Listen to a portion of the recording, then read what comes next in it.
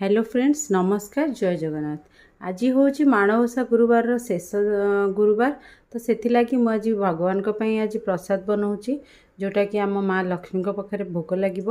मु डालमा बनी देची खट्टा खीरी आउ भजा सब बनी देची आउ बाकी रही खिचड़ी बनैबी किसी पिठा बनैबी आउ तापरे दही भात भी बनैबी। तो बनै सारे आपण मानकु देखौची। देखो फ्रेंड्स मोर ए सब बनी जाइए लक्ष्मी पाखे पूजा करने पिठा बनी देची काकरा पिठा बरा चकुड़ी आउ एठी पूरी आउ एटा बुढ़ा चकुड़ी एटा सर चकुड़ी तो ये पिठा बनई आउ खिचुड़ी बनी देची आउ आमर दही भात बनी देची आउ सबू डालमा बनई जहाँ जहाँ सब मोर ठाकुराणी पाखे भोग लगे कथा माँ लक्ष्मी पाखे सब मु बनी देची। देखो फ्रेंड्स ये खट्टा साग दही भात एठी कोबी आलू भजा एटा हला खीरी डालमा आउ ये सब पिठा माने। तो एबे मु जाउची भगवान पाखे मोर भोग लगे देकी आसुची।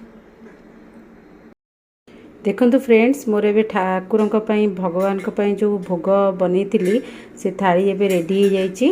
तो ये देखी नियंतु मु कौन कौन बनी आउ थे कहीदे मझे जहाँ रखी से खिचुड़ी ता पाखे जोटा अच्छी भजा ता पाखे खीरी साग काकरा पिठा डालमा दही भात खट्टा आउ ये प्लेट रे छोट प्लेट रे अच्छी ये बरा ये सरू चकुड़ी बुढ़ा चकुड़ी ये हूँ पूरी। तो मु मोर एतिकी आज बनी पारली माँ लक्ष्मी को भोग करिया को। तो फ्रेंड्स जदि मो खाइबा आपन को भल लगुच या मो वीडियो भल लगुच तो मते लाइक करेंगे आउ जो मैंने सब्सक्राइब न करचंती से मैंने सब्सक्राइब करनेबे। थैंक यू जय जगन्नाथ।